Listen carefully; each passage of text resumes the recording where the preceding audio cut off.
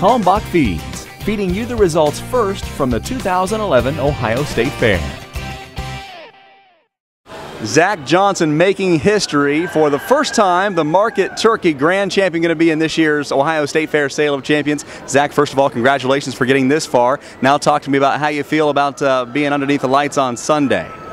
Well, underneath the lights is going to be interesting. I'm not really good with the cameras, but I get to go and show all the work I did all summer to get that bird right there to what he is now.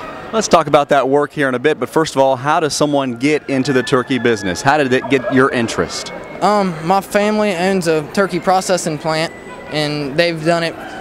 I'm going to be like the third generation, so that's how I was born and raised around the poultry industry, mostly the turkeys, since we raise them for the 4-H and we raise them for Thanksgiving.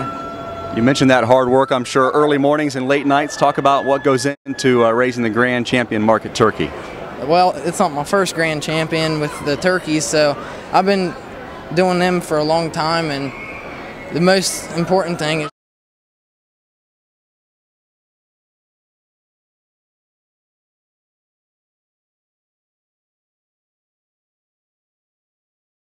just to keep them clean. And you get a lot of problems with breast blisters and stuff like that from wet shavings.